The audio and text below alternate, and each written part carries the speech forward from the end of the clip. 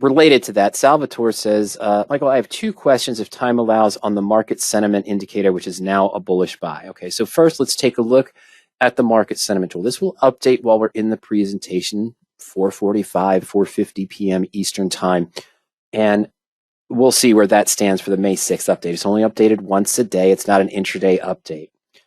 The market sentiment is a collection of 13 broad-based indicators. Ernie tested a list of maybe 50 or 60 different indicators over time. This was years ago, looking at past historical events, past historical trading, to see which indicators usually gave a best indication that sometime maybe in the near future there was going to be a buy sentiment or switch on the market, or a bearish sentiment or switch on the market. It's not immediate saying that tomorrow we expect to be a bullish buy or that today was a bullish buy. It's saying that based on past historical performance of these 13 sort of leading indicators, we expect to see a shift in the market based on these fences. Now, what do I mean by fences? So right now we see that this one here, the number of new stocks hitting 52 high or low, is currently in a bullish sentiment. Now, if I click on the details here, of course, what this is showing me is the historical instances of this value, the number of stocks hitting the 52-week high and 52-week low. We're currently at negative 7.6, so it's negative 7.6%, meaning more stocks are hitting their lows most likely than are hitting their highs, which makes sense with recent market conditions. But what we're seeing here is that historically, and this goes back even beyond 2008, for the historical times when these numbers are hit, these different markers of the levels when the new stock high or low is hit, we're here now at minus 7.6, and very rarely do we see it go beyond that percentage. It's very few instances of the market. Well, that means that it should go back. Historically, it goes back and reverses. And how is it going to go back and reverse it? Well, the market's going to start moving back up, and this percentage is going to go back to the norm, closer to a 1, 2, or 3%, or maybe a little bit more. Of course, if it gets up to 8 or 9, that upper fence level when it's bearish, that's when we'd expect it to start seeing a trigger and go backwards. Now, one indicator, of course, does not the market make. And this is, of course, as I mentioned, based on historical trends, what we've seen in the past when these indicators are hit. And usually, as you can see, if you hit 5 or 6 bullish indicators, the 52-week new stock high or low, most investors and even, various advisors, when the VIX is above 32 or 33, that usually triggers into a bullish mode. What does that mean? Very infrequently does it go above 33, 34, 35 and stay there. Usually it comes back down. How does the VIX come back down? The market settles, starts to move back up in price, less fear in the market, the VIX comes down. So it's kind of a contrarian indicator. So with the VIX right it is now, around 33 or 34, that's why we're seeing the fence in a bullish indication. The trend, SPX number of days above the SMA 20. That's a bullish indicator because it's been down below the SMA 20 for several days, of course, so that's triggering that. Same with the gap over the SMA 100, and the MACD gap on the SPX has been wide, and it's been widening, so it's now going into bullish because it's believed historically that it goes back into the range, and then you should eventually see a positive MACD crossover. This was actually bearish the other day. The put call volume ratio is down at negative 0.6, I believe. Oh, I'm sorry, is it 0.6? And it actually gone into bearish mode, as there's a lot of speculation on calls, I guess, in that case. All right, so that's what the market sentiment indicator is. Again, you're seeing these fences being triggered because historically, when we see this long or this deep of a downtrend, it usually tends to settle and come back up.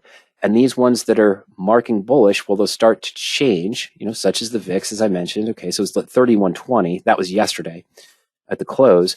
And it's usually, bullish when it's above 25. I think the new thought now is commonly it's above around 28 to 30 is when you see the VIX there, it might stay there for a couple of days, but usually it tends to come back down.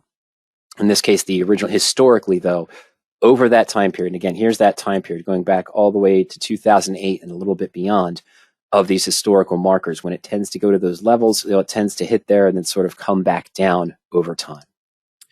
And so, yes, this is seeing a bullish buy now because naturally we've been in a very bearish market for the past several weeks, and these triggers are being hit. So I wanted to review that real quick and where we stand right now with the bullish buy sentiment. Again, it doesn't mean buy today. It means in the next maybe 10 or 15 days or so, we're going to expect to see a sort of reversal historically. Now, that being said, I don't know how much faith you all put into different talking heads. I read a lot of finance articles the same as you. There's a lot of people out there who are predicting sometime in the summer, June, maybe July, maybe even before. Their sentiment is that the bottom for the SPX is around 3,800 to 3,900. And that's what they're saying. So there still could be some choppiness there. There still could see some bearish pull down. But again, based on historical trends, what we've seen in the past for many years, 14, 15 years, is that when these start to hit certain levels, they're usually a leading indication of a change in the market because it tends not to stay at those levels for an extended period of time. So Sal kind of asked about that, but his real questions are, it's saying a bullish buy. He's kind of saying, I don't agree with it because I keep hearing to watch out for the debt market implosion that might be predictive of a steep market crash. What indicator should be focused on? Okay, so even as I said, we're seeing bullish buys here.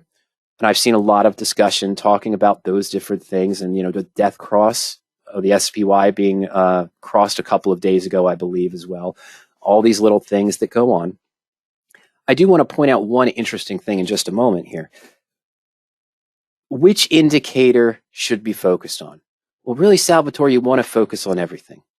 This market sentiment tool has been very helpful to me for guidance when I see bearish signals to potentially wind down some of my bull put credit spreads, maybe add an extra hedge with an inverse ETF or something along those lines to protect my calendar call spreads or other bullish spreads I may have open in case of a sudden and unexpected movement downwards or a release valve where we've been running up.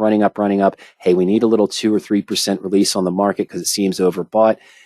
And it's a good time to use those type of hedges, maybe lighten up on the positions. And when I see bullish buy positions, strong bullish buys, usually 3 or 4 days in a row. Let's look at that sentiment history again. So the very bullish buy here, if I see 2 or 3 of these in a row, where were we at? We were at 9 bullish, 4 neutral, and 0 bearish. Okay, we were at 41.31. Now it did move up 4,300, but now we're back down to 41.23. So it was a shorter term indication of a move up. Not huge. I understand that.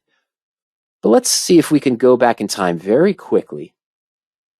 I don't know how far back I can go on this one. We're going to try it. I'm sorry. Let's see here.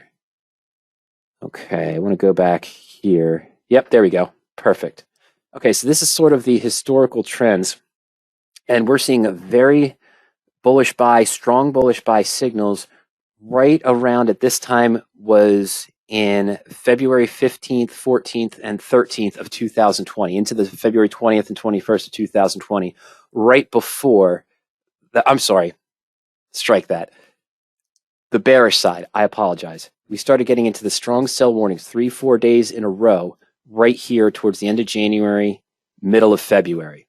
And then, of course, we had the March 2020 crash. Right here at this point, when we got here, it was around March 18th, March 19th, and here at the bottom, of course, that was March 20th, I believe, or 21st. At this point, that's when Ernie started buying leap options on Microsoft, Amazon, Apple, big names, some of the FANG stocks, some of the non-FANG stocks as well, but some of the big market positions. And I started buying a few leap calls here around April 5th or so when I started to go above the 20-day moving average. So we're talking about buying out here in this range for those options, and it worked extremely well. This one here on the, I apologize, ladies and gentlemen, this one here on the webinar account does not go back all the way to 2018, the flash crash of 2018. What happened there was on March 5th through 9th, the market took a shift very down. And leading up to that, February, it started to go into these bearish sell warnings as the market was on a run up. That's when I started buying calls on the VIX and started adding extra protection on my married put positions with income method number 12. And over that 10 or 9 day crash, I did have 3 bull puts that were open. All of them hit a 50% loss. They were expiring on February 9th, but February 5th, they all were at a 40 to 50% loss. I closed all 3 of them. And the next day I sold half of the VIX calls, which almost covered all of the loss that I took on those positions. Then I sold the other half a few days later, which did cover all the losses monetarily that I took on the bull put credit spreads. So that's how we use it. But I know there's things in the background. I'm seeing, as I mentioned, I'm seeing a bullish buy signal. I'm seeing articles written by people I respect and on different websites that I tend to follow about feeling that the bottom sometime in the next few months, or it could be out into the fall, is 38 or 3,900. So which indicator do you believe? Well, the idea is, Salvatore, you believe all of them. This is flashing a bullish buy. And I tend to go along with this, but as I mentioned, I'm not seeing the big bullish buys I usually tend to look for that we saw back in March of 2020. So I'm not necessarily going all in bullish yet, and I'm still seeing all these signals. And you're mentioning that you're seeing another discussion about the big debt and the debt, debt market implosion that might predict a steep market crash. This could mean 10 days, 15 days. Like I said, I haven't seen 3 in a row, Salvatore. So it could mean that if IBD has a very similar one, and it also is going to some of the bullish measures because it's using similar things that are used here, the VIX, the TRIN, and a couple of others I know that are used in this list for their predictions of an indication of market movement. But it doesn't mean today. It doesn't mean tomorrow. It means historically, this is what we've seen. And historically, within 10, 15, 20 days, you start to see a trend reversal. You start to see go in that direction. But there are still warning signs out there. But we don't know yet, although we're seeing bullish buys here. We don't know yet the level of the COVID shutdowns in China, how much that is going to affect the supply chain, and is that actually a month from now or so going to affect inflation further? There are a lot of things out there that are still hesitation. So although I'm seeing a bullish buy and I see the bullish buy triggers, I'm going to be tempted to maybe look at some maybe far out bull call debit spreads, maybe buy some leap options January 2023 on positions I think that are depressed and might have a recovery in that situation. But you know what I'm going to do, Salvatore? I'm going to practice proper position sizing. I'm not going to overtrade any of those bullish investments in this type of market. And if I am doing leverage spreads, even high probability spreads, bull put credits or bull call debit spreads, I'm going to be using an overall portfolio hedge. Probably not calls on the VIX because they're too expensive right now where the volatility is, but I might add to my holdings and shares of UVXY, a volatility ETF. I may just buy puts on SPY, or I may just buy shares of SH or something along those lines to help hedge in case there's a bigger push down and a bigger trend downwards, or a shock that comes to the market, such as debt market implosion, that causes a steep 4-day, 5-day decrease before the market settles again. You want to hedge, and you want to protect, and you want to practice proper position sizing. That is the main key. Okay, and so your second part of this question, is there an options activity gauge indicator, for example, open short interest, that could be also predictive of a material bear market decline? Salvatore, your broker might have that. I don't. Okay, we don't. Let me just take SPY again. We tend to use this, but you see here there are market indicators, as we mentioned, that are very interesting. And I mean, the one I saw yesterday was very interesting, Salvatore, this put-call volume ratio. Now, this is sort of a contrarian indicator. This flashes bearish when the ratio is at 0.6. What does that mean? That means that we have many more calls out there than puts. So we have the puts divided by the calls. Naturally, if we're at 1, they're even. If we're higher than 1, there's more puts than calls. And if we have more calls than puts, of course, we're going to be below 1, which is where we are now. Now, why is this at 0.6 when it's pointing to there's more open interest on the volume ratio? This is the volume ratio, excuse me. There's more volume on the calls than on the puts. Wouldn't you think that meant bullish because more people are betting? Typically what it means, again, once you reach to 0.6 or so in this scenario, it very rarely goes much higher than that. And so that means a reverse happens where more puts are starting to buy. So now it hit 0.6 the other day. Now it's at 0.78 and we're back to neutral from bearish. It was bearish yesterday. Now it's gone to neutral because this is moving up and more people are buying puts as a hedge in that case. Okay.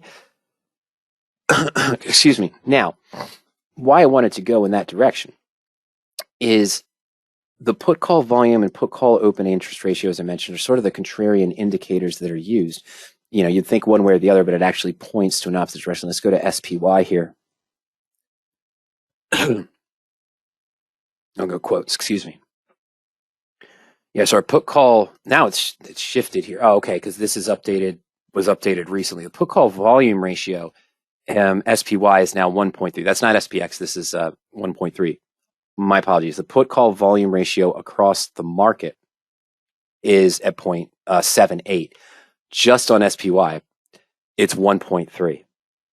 And the put call open interest ratio is 1.68. So what is that telling us? There are a lot of puts being bought as a hedge or sold, but most likely it's puts being bought as a hedge for volume and for open interest because it's above 1. And that usually you'd think it indicates sort of a bearish movement, but again, it's usually a contrarian indicator. Now,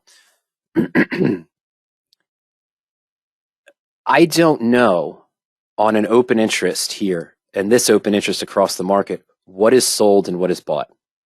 Okay, we don't have that data. I don't have what's short open interest. We don't have what's long open interest. Our data provider doesn't have it. Salvatore, your broker might have it. I'm not sure. Okay, so in those scenarios there, I'm sorry, let me go to, let's go to standard. May 20th expiration.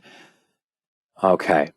So yeah, you're seeing a lot of open interest here. I'm trying to find this might be a good example. It's the 390. That's probably good. 390 and 395. Now, I'm looking at calls. Okay, this is a call chain here. 390, 395 on SPY. There's 1,031 calls here. Again, I don't know if they're sold or bought, Salvatore. There's 951 here that are a 5-point spread. We don't know what's bought or long here with these numbers. But one thing I can kind of look at here, they're not exact by any stretch of the imagination. It could be here and here too, the 951 to the 740. You can't assume that someone's buying this call and speculating bullish. You could, but what they could be doing is buying this call and selling here. They're not saying that they think this is going to move up and up and up and up to get a higher intrinsic gain. Their projection could just be the stock's going to be a 395, and they did a bull call debit spread by maybe buying 500 contracts at 390 and selling 500 at 395. I'm looking at the two highest numbers here. This could be a spread. Some of these could even be part of a calendar spread. And when we go further out of the money, a common discussion I've had to have before, here we go. There's the activity. You see all of these out of the money options here at the 420, 419, 416. We're in the thousands, 18,400, 10,000 at 421. And you say, oh, there's a lot of open interest at these out of the money strikes. People might be buying, speculating the stock, the SPY is going to recover and move back up above these prices. And only paying $4, they could probably have a 100% return if it goes up to $8 or $9 or so.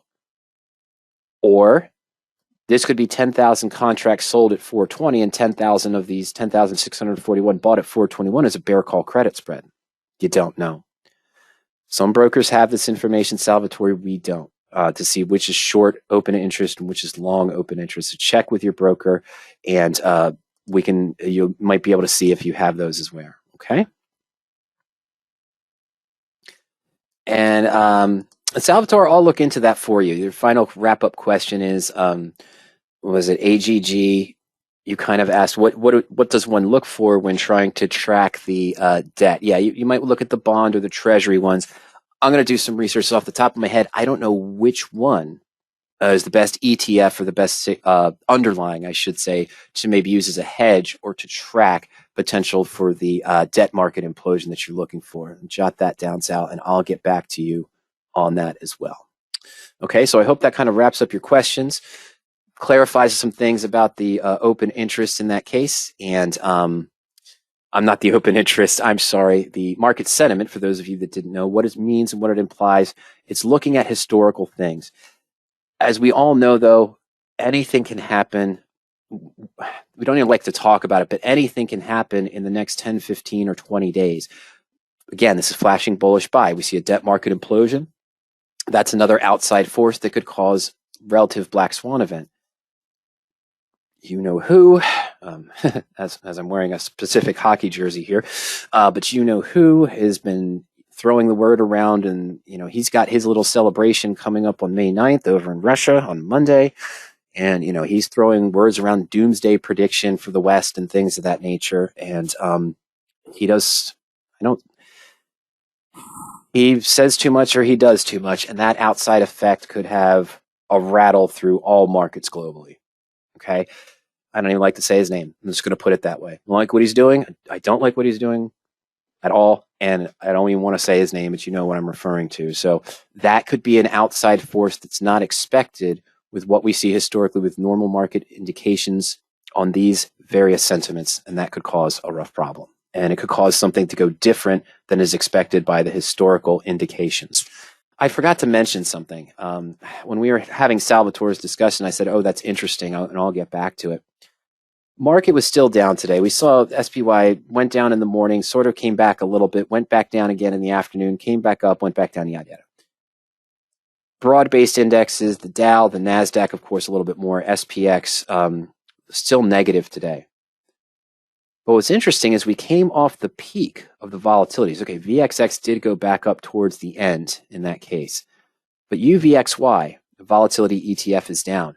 The VIX is down. That's usually a promising sign. Even on days when the market's down, if the VIX and the other volatility ETFs are dropping, it means that there's fear. The far out futures, the fear is sort of ebbing a little bit. It went up as high as, I want to say 33, close to 34 the other day. Let me take a look here.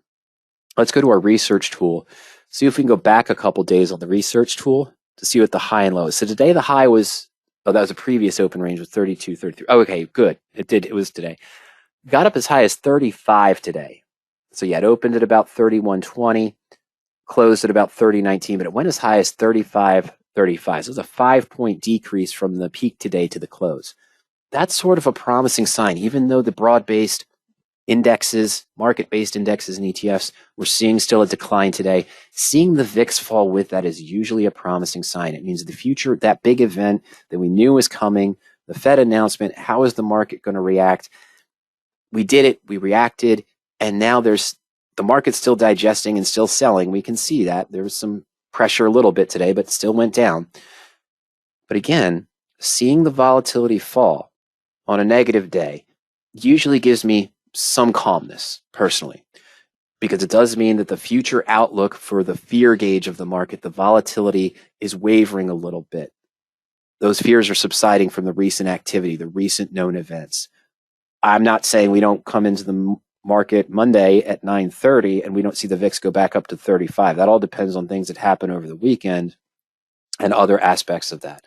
So that's always something to look out for. But that was the interesting thing during our talk with Salvatore. I might try to clip this little 20-second piece out and put it into that one on our previous discussion, because that's when I said, Sal, that there's something interesting here I wanted to comment on, and that's the aspect here that we ramped up really high on VIX today during the day to 35, 34, but it came back down as some fears started to abate, concerns started to abate a little bit. Doesn't mean we're out of the woods. Do not get me wrong. We're not out of the woods yet. I'm not saying that. I expect choppy and volatile markets to continue for a while. But as we discussed, Sal, I'm seeing this indicator. I know there's other things out there, other things we need to be concerned about. But if I start to see more indications, and we stayed at, oh, by the way, we did refresh. We stayed at bullish buy. So it didn't change to the strong buy, still 6, 7, and no bearish signals indicators there. And the put call volume ratio stayed right in the middle. It didn't slip back into bearish as it was a day or two ago. And the same 6 indicators are the ones that are in the bullish. That 52-week high and low percent of new stocks, 52-week high and low VIX, TRIN. SPX number of days above the SMA 20, SPX gap over the SMA 100, and SPX MACD gap as well. Those are the same ones that were from earlier. So those did not change. Nothing new went into bullish. Nothing came out of that, but nothing went to bearish either. So we're still at just the bullish buy and not the very bullish buy or the strong buy indicator as the update on May 6th, which probably happened about 20 to 25 minutes ago between the two conversations, Sal.